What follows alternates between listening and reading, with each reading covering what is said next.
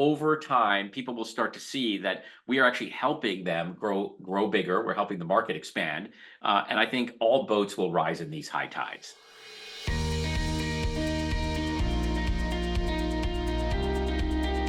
Well, James, I really enjoyed our interview with VJ today. Of course, he's one of our favorite listeners, so of course I'm going to enjoy our interview. Yeah. Of course, talking about Gateway, but also talking about NMI payments and kind of this embedded payment thing that they've now added to their list of tools. And then for the questions in the field today, very different. I partnered with a good friend of mine, Rich Norton, who I talk about as really, in my opinion, the best credit card processing salesperson in America right now. And we talk about what to do when you're brand new to the industry. And so that was that segment. And then Patty brought up something I actually wasn't aware of. So talk about that a little bit. Yeah, there's some potential roadblocks to this acquisition of Discover by Cap One. And as James and I discussed, these kind of roadblocks are common, but it's interesting listening to some of the arguments that are being made. Yeah, good stuff. Well, neither VJ or NMI is currently a sponsor, advertiser, or anything like that. Just interviewing an industry professional, and just a great episode today. So let's dive into this interview, Patty. Let's do it. Hey, everybody. Patty and I are here today with our good friend VJ, who's the CEO over at NMI. How you doing today, VJ? Doing great now that I'm on your podcast. Always a pleasure to have you, sir. So we're going to be diving into embedded payments, of course, talking about NMI payments and the future that you see for this kind of ISV ISO world. But before we get into all of that stuff, we'd love to get a little update. It's been a little while since you were on the podcast. So how's everything going? What's the direction of NMI been like? What have you been up to? Well, we've been really busy, and we love this business so much because we are in an ecosystem that is thriving. And what we love about this market is this pie is growing. So there's enough space with each pizza slice, so to speak, getting bigger and bigger for lots and lots of competitors and lots of service providers to help out all the folks that listen to your podcast. Yeah. Well, let's start by discussing embedded finance. What exactly is embedded finance, VJ? I admit in preparation for this interview, I did a little bit of reading up on it myself, but it's not that easy to kind of wrap your head around for the average person to wrap their head around. So, if you could tell us what exactly it is, what's driving it, and how does the payment processing piece fit in? Sure. Well, we could talk about this for a long time because it's my favorite topic. You talked about embedded finance, and within embedded finance, NMI lives and thrives in the subsection of embedded payments. And so it's not just hard for you, Patty. I'm the CEO of NMI, and I can't explain to my parents because they go, "Oh, you're like Toast. You're like Square. When I swipe my credit card, is that you?" And I go, "Kind of, but not really." And I think the way that I can explain that is we power the people that accept payments. So sometimes I talk about us being a B2B to B2C company. I'm not stuttering. We're a business that sells to an ISO or an ISV platform or an integrator, and they package a solution, for example, retail or dental doctor's offices or field service, that then sells that to the merchant who goes after those doctors or those retail merchants. That's three Bs: NMI, the NMI partner, the actual merchant, and then a consumer. And so really, if you think about it, it's just layers of middleware. And we happen to be the plumbing and the infrastructure that allow ISOs, integrators, and ISVs to sell amazing solutions that are tailored to certain sectors and certain segments of the economy. Sure. So I love that. And it's so interesting you bring this up because you mentioned in there that, it's like, well, when I swipe the card, is that you? And you're like, well, sort of, but not really. But now it seems like maybe it kind of could be because now we're moving into payments. So talk about this motivation. I mean, this is in my mind, it was a pretty big strategic move to say, we're going to create NMI payments and go to market with that. So walk me through a little bit of that and kind of the rationale and the motivation for creating your own payment processing solution. Sure. So, we have a tagline at NMI, and it's been the same aspiration we've had for the last 5 years. And I think we're going to spend the next 5 years building it out. And our tagline is from sign up to payout. Now, if you go back in history, NMI started as a payment gateway, a white label payment gateway. We then turned it into an omni-channel gateway by taking card not present e-commerce transactions, API calls with payloads, and adding the EMV device connectivity. And then we started to realize that it's not enough in this era to just provide a gateway, because a lot of people said, how do I get a merchant account? And we would say, go get a merchant account, type in your MID in the gateway, your merchant ID, and you're good to go. And many people said, what's a merchant account? What's a MID? That's really complicated. So we decided to say, we want to help you sign up for a merchant account, process the payment, and eventually move the money or deal with the payouts. And so we've been real busy on the sign up layer. You might remember we bought a company called Agreement Express that does the onboarding and the KYC. They know your customer, the anti-money laundering, and Iris CRM that helps ISOs and ISVs target the merchants with a CRM. And so the sign up layer was almost complete except for one thing. And that was a lot of payments today are being originated at a software platform. Right. And, maybe I'll just pause there and see if I can go further with any other questions there, because that really leads us to why we launched NMI Payments. Right. Yeah, no, and I love what you said there because it's true. I mean, there's, it's hard when you kind of try to decouple things that are really complicated because there's always certain people that are part of the chain who understand the whole chain. Right. And they understand that you have these two links in this big chain, but there are others who are like, just take care of it, right? Like, I don't want to mess with it at all. So, okay. So yeah, so let's talk about NMI payments. So, how long has it been in the works? And maybe you could give us some of the high level features, capabilities. Like, let's talk about what it actually is and what it does. Sure. So, we are always here to serve our market, and we launch solutions to solve problems for our customers. Our customers happen to not be merchants. So I want to just make sure that everyone understands that we don't service merchants. We service partners, as I mentioned, ISOs, ISVs, and system integrators who go after the merchants. And what we found is that increasingly the ISVs, the independent software vendors, or the people that make solutions for, pick a sector, yoga studio software, medical spas, they started calling us up and going, we're using a fully integrated 2.9% and 30 cents platform. It's the biggest one. I won't name it. And it's really expensive once we get, into tens of millions, maybe hundreds of millions of software payments flowing through our pipes. And then they said to us, can you give us a merchant account? Because we're really focused on yoga studios. We want to have the best yoga studio software experience in the world. And we said, well, no, we don't do that. And after hanging up the phone on many, many software companies, we thought, well, maybe we should do it. Mm-hmm. Maybe for those folks who don't know what a MID is, who don't know what a merchant account is, and frankly, don't really care too much, we could offer up our own merchant acquiring. Now, we stand at NMI for flexibility, modularity, and choice. That means you can always come to NMI with a merchant account that is processed by over 160 processors. We support all the First Data, Fiserv, FIS, WorldPay, Chase, you name it. But if you choose not to get the merchant account from someone and you want us to give it to you, we can give it to you. And that's what was the impetus behind launching this offering. And so far, we appear to be off of a great start. And the vast majority of our customers don't use NMI merchant acquiring. And we probably think in the long term, it will be a small segment for us because, again, we don't go after merchants. We just want to enable our partners with every tool in the toolkit. Yeah. And so I love that because it leads so beautifully into the next question, which is the obvious one, because I know so much of your business is the ISO community, our audience. And, our audience, they do payments. In fact, many of them are going after ISVs to try to get payments, and integrated and things of that nature. So obviously this was a big consideration when you were rolling this out. So I guess my question is, what would you say to kind of the skeptics that are more in our audience? Like, wait a second, NMI is competing with us. What do you say to them? And how do you see this fitting in strategically with this kind of ISO segment as you move forward? Yeah. So look, the market is moving very fast. And we are really the largest independent payment gateway out there. We would not go into a business that would, harm or go after our own customer base. So as I mentioned, what we want to say is all of the ISOs that work with us, now we have yet another tool in the toolkit. And I think inevitably, when you get to be a certain size, we processed over $200 billion of payments last year.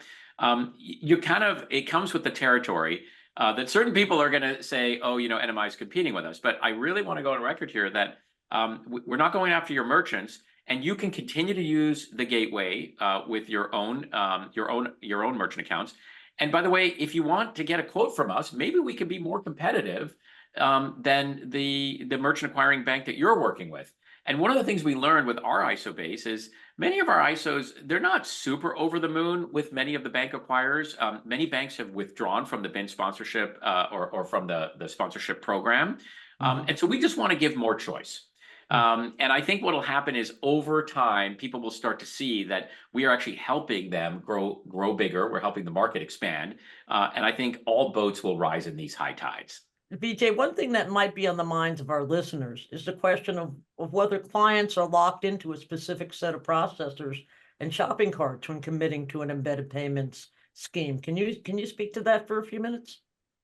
Sure. So I would say that one of the core value propositions for NMI is that we have more processor connections, more EMV devices, and more shopping cart integrations than I think anyone has out there.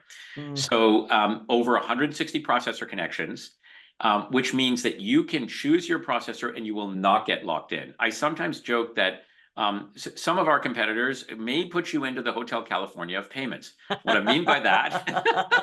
I do know what you mean by that, but James may need an education. I mean, some people said to me, VJ, that's not relevant. What? And I'm like, doesn't everybody know that song? But, I know that song, you can check in, but you can't check out. Particularly some of the larger players, the big dinosaurs, or let's say, the big 10,000-pound gorillas. They have gateways, they are processors, they have merchant acquiring, and they will often say, hey, you don't need NMI, just come and direct hard code to our processor connection and life will be good. And we like to say, wouldn't you want to be able to have the flexibility with a pull down menu to say, today I'm going to send my payments to processor X, tomorrow processor Y, and maybe I can play them off against each other to get a better residual and more basis points. So I think that, if you want to have flexibility, if you don't want to be beholden to one vendor, one supplier, come to NMI, code to our API, and you will have over 160 to choose from. You have over 200 shopping cart integrations, and you have over 60 EMV devices. So if you're going to grow your business and you're thinking of the future, I think flexibility, modularity, and choice are super important because you don't want to be in that Hotel California. Right. Just as an aside, guys, I actually was in San Francisco one time, and there was a Hotel California, and I had to check in. I just were you able to check out? I mean, apparently obviously you're here, I was. So VJ, let's back up a little bit. I want to talk a little bit about the developer side of things. So one thing I was very impressed with was, it's not easy. Like, you guys have made these acquisitions, and these companies each have their own APIs, and it's like, that's great from a functionality perspective, but not always so great for a developer with the kind of complexity. Talk about that, because I think even our audience now, we get a lot more ISVs that listen to the podcast, but even the ISOs are starting to hire developers and they're building their own software. So talk about kind of your vision for NMI from a developer perspective and what you've done to create that developer portal for them. Sure. We spent a lot of time thinking about this. And by the way, in life, often we like to think of things in black and white buckets, like there's an ISO and they don't know anything about software, and there's an ISV, an independent software, and knows everything about software. And as we've talked about and you've articulated on your podcast, I want to thank you for educating the industry. It's not really how it works. 30 years ago, you had two guys and a dog, we used to joke, in a garage, and they sold Verifone or Ingenico terminals in a briefcase, and they didn't know what an API was. They actually thought an API and an IPA were maybe a different kind of beer. I don't know. Now you fast forward to today, and there is no ISO that isn't tech savvy. And there are a lot of ISVs that obviously want to consume the product. And we are committed at NMI to allow you to consume our services in 3 ways. You can have a no-code console where you can download your graphics, your art, your color scheme. We'll do the billing for you. You can outsource your entire business and not know anything about tech because it's fully no-code. Then you can go to our SDKs, our software development kits, and integrate our software and your software in an executable code, like on a Windows device or Linux or what have you. And the third one is you can call our APIs and just do it through web services. The third one is the one where we did a lot of work to launch a brand new payment gateway integration portal. And we have just put this out there about a month ago, and there were a few core things we wanted. We wanted to have hands-on learning with an API Explorer. You can go in, play with the code, get your API keys instantly, and start running fictitious transactions to make sure you know how things work. When you're ready to go, you go live. Instant feedback, interactive documentation, customizable examples, and essentially accelerated development. So we want to make it easy for... We have a lot of ISOs, by the way, that have 200-300 software developers on their staff. And we have obviously software developers that are looking for this. So we're super excited about the API Explorer, the new abstraction layer. And as you mentioned, we did a lot of acquisitions, but now we have an abstraction layer on top of that. So you don't really have to care what's under the hood. One API call and you get access to all of these services across our entire product suite. And then I guess that would lead kind of naturally into this question about the white labeling as well. So we have the developer side, but for these large organizations, help me understand, like what does white label mean for an NMI? And then even more specifically, as we talk about NMI payments, and you even kind of made the pitch a minute ago to maybe, hey, there's an ISO out there that maybe wants to do payment processing through NMI, especially if they're doing tech integrations and things of that nature. What does that look like? And they white label NMI payments. So talk about the white label experience as a whole and specifically with the payment side now. Sure. So again, white label is core to our DNA, which is why it makes it very difficult at cocktail parties and Thanksgiving dinners, because people say to me, Vijay, you say you're a CEO of a great payments company. I never heard of it. And I said, yeah, you won't hear of me, because we do white label it. So that 2 billion transactions, the 400,000 merchants that rely on us come to us through about 3,500 partners. And so you won't see our name appear anywhere. And the white label is really important because unlike some of our competitors, they want to put their thing, powered by so-and-so. So for the merchant underwriting, the new product, it is also white labelable, if that is a word. It's a little tough one. And you don't have to know it's NMI other than for regulatory reasons. There are times when we have to put below who the sponsor bank for the ISO is.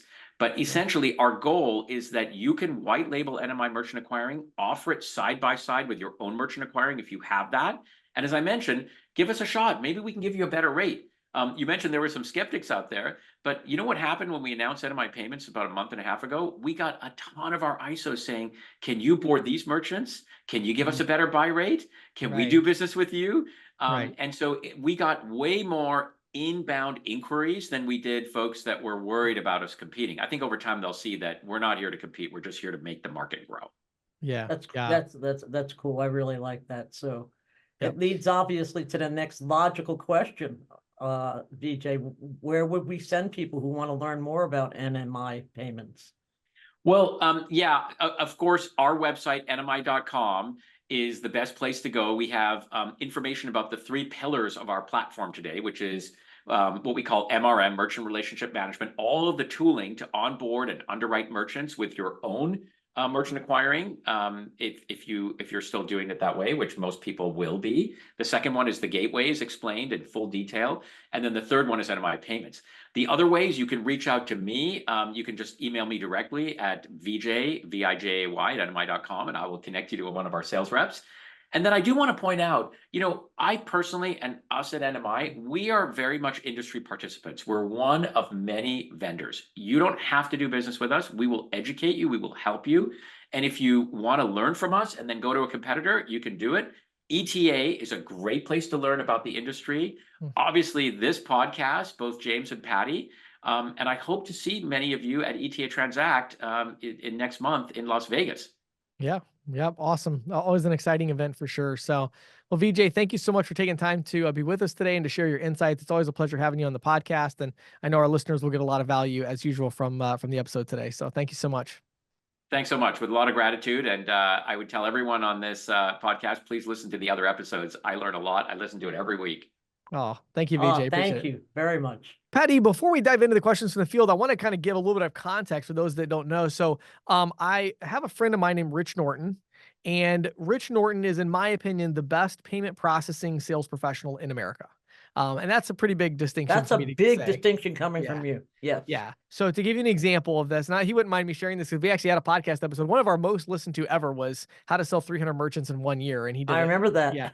So and again, Rich could correct me, but I believe I'm saying this correctly, that I think he's on year 20. For 20 years in a row, he has personally sold at least 300 merchant accounts. Phew. Wow. And I mean, that is an insane number when you think about that. He actually had one a day. That's like one a day. It's more than one a day when you think about number of work days, Right. And then he had 1 year where he actually sold 600 mids personally himself in 1 year. Personally himself. So he's an amazing guy. Well, in addition to that, he has a team, And his team is very specialized. He works with people who come in that are brand new to the industry. They have no idea about the payments industry at all. But I worked with him to come up with a just very high level. So for those of you that are really experienced in the industry, this is going to be a little rah-rah for you. But for those that are brand new and don't understand any of it, that's Pay the idea. So attention. I'm just going to do this little segment and replace this questions from the field as I kind of interview Rich and talk about what it means to be in the payment processing industry. So with all that being said, and again, this is a sponsored segment. I want to make that really clear because the idea is Rich wants, if you're brand new to the industry, he's looking to add you to his team and provide you with the training and structure that I talk about a lot on the podcast that you need when you start. So with that being said, here is that segment from Rich Norton. So I'm back here with my friend Rich Norton. We're talking about getting started in the payments industry. In our last video in this series, Rich provided us some information on just the very basics of getting started, setting goals, the importance of having a mentor and a coach. Today, Rich, I want to talk about compensation. And of course, we have to start that conversation with residual income. What is residual income and why is it so attractive to agents that come from other industries into the payment space? Excellent. Yeah, when I came into the industry, and gosh, it's been 24 years, and I was coming back from an encyclopedia door-to-door sales guy, and you're only as good as your last sale. Right. And when I came into the industry, I was working with a different company than the one I'm with right now, and I didn't know anything about residual income for the first years. All I knew is that I was a credit card machine salesman, and that's what I did. So when it came, in fact, the leader that I had, when I inquired about that, said, don't worry about that. There's no money in that at all. Well, we know that's not true. But residual income is why we do what we do. Somebody told me years ago, if you want to build wealth, if you want to get rich, get into a position where you're making money while you're sleeping. And that's what this business allows us to do. And again, the business is as big as you want it to be. And you'll find with me, you know me, I'm very transparent. I've got several hundred representatives around the country, and you can talk to any one of them, whether they've been here for a month, whether they've been here for a year, 10 years, 20 years. And we talk about goal setting, and we say, what is the number that you need to reach to cover your lifestyle when you're brand new? Whether that number is $5,000 a month, whether it's $10,000 a month, whatever that number is, we're going to work with you to get you to that point. And that's what we call taking the pressure off. Now, we have upfront money, we'll cover that, but you want to get to the point where you can wake up in the morning and say, all right, my lifestyle's covered, the pressure's off. And of course, we don't stop there, we go to the next level. So residual income allows, I call it freedom.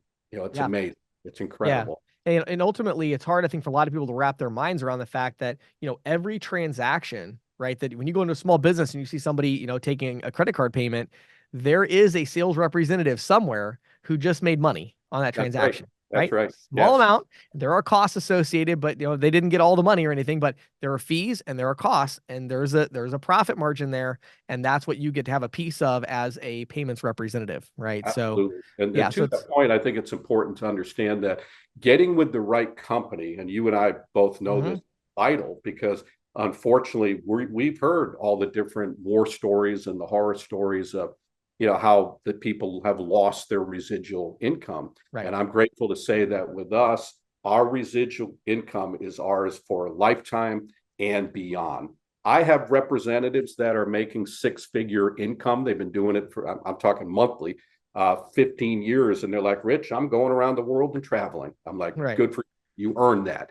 So it's not a situation where it's, oh, sorry, you didn't write 3 this month, so you're not getting that 80,000 this month. So some of them I don't hear from. They text me and email me, send me pictures. I'm like, great, man, fantastic. You earned. So then even beyond, we all know that we leave this earth someday. That's happened on our team.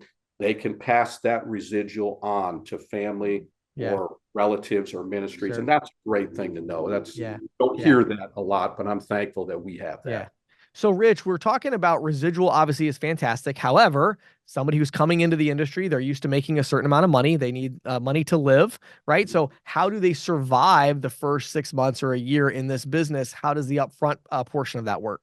Very important. That's great question there. So I tell everybody coming into the business, the first year will be most challenging for you because you're starting out from ground zero. You're learning the business. Your residual income at this point is zero. Your first check might be $25. Who knows? It might be higher than that. Right. So it's important to have a program where you can make upfront money while you're building that residual income. And that's to my point that we have representatives that make six figures their first year, and the majority of that is from the upfront money. Can I share with you what we're doing right now? Okay. Let's do it. So yeah, with our program, as we all know, and those coming into the business, we have three different programs. You have traditional processing. We have the reward pay program, which we know as surcharge program, and we have the consumer choice program. Payrock has stepped up their game. We had this great summit in January. They're giving $250 upfront for a traditional processing. For the choice programs, they're giving $500 upfront, but we all know that merchants need new equipment. So we can do very nice rental programs, or we can even do leasing programs if that applies to a particular merchant. So the leasing company is giving $150 just for signing people up, and then we make that commission on top of that. So representatives can write a couple of merchants per week, no big deal, 2-3 merchants a week, no pressure, and make a couple $1,000s a week while they're building their residual income. And it's amazing. We're seeing representatives do that. They're writing up a merchant, it's installed in 3 days, bang, 500's in their bank account. Right. So it's exciting. Right. So yeah, that's a great point. It's important that while you're building your residual income, you make that upfront money, because people usually will say, man, I got to work a part-time job. I got to work at delivering pizzas at nighttime while I'm doing this until my residual's up. You don't have to do that. Focus on this. You'll make plenty of money up front, and you'll make residual income. Good stuff. So Rich, before we end this video, where should people go if they want to learn more about your team and joining up? Call me directly, 904-434-4635. I'm in the beautiful state of Florida. Or you can email me at payrock, P-A-Y-R-O-C, richnorton@gmail.com. If I don't answer, text me, leave me a message. I look forward to speaking with you. Awesome. Thanks, Rich. So, James, it looks like Capital One is getting some blowback on its planned acquisition of Discover Card Services. Not that that's a total surprise, but okay. Yeah. Senator Elizabeth Warren and 12 members of the House have written the Fed and the Office of the Comptroller of the Currency, both of which must okay the merger, to express their, quote, deep concerns over the plans by two of the largest credit card issuers in the country to combine. They wrote in a letter, this quote, this merger is bad for consumers. The banking and credit card industries are already highly concentrated. Today, the 6 largest bank holding companies control more assets than all the other bank holding companies combined. So consolidation in the banking sector causes higher prices, more fees, yada, yada. We've heard all of the things, but it's interesting because the merger announcement, came right after the Consumer Financial Protection Bureau issued a report revealing the impact of credit card industry consolidation on consumers. And that's where some of this data comes from. They say that large banks charge higher interest rates and do small credit card issuers, and quote, nearly half of the largest credit card issuers, including Capital One, offer cards with a maximum APR in excess of 30%. Wow. That blew my mind. CFPB, the consumer agency also found that large credit card issuers average fees that are 70% higher than those charged by credit unions and some of the smaller issuers. They also said that Capital One has a concerning history of mistreating consumers. Now, it had to reach back a little bit on this one, but in 2012, it was ordered to refund $140 million to 2 million consumers who had low credit scores and were misled into paying for add-on products. They were also hacked back in 2019 when 100 million credit card applications went missing. And the letter took a shot at the OCC specifically. Now, for people who don't know, and I know this only because my first job out of college was working for the OCC. And it's an agency of the Treasury Department that regulates the largest national banks, like Citibank and Chase, Wells, B of A, all the really big ones. Sure. They want the OCC to put a moratorium on its fast tracking of applications. They say that the OCC has not said no to a bank application in 3 years. And this includes the controversial purchase last year of First Republic and an FDIC fire sale, as we all know, when FTX, Right. sort of sunk Silicon Valley Bank. That was part of the ripple effect.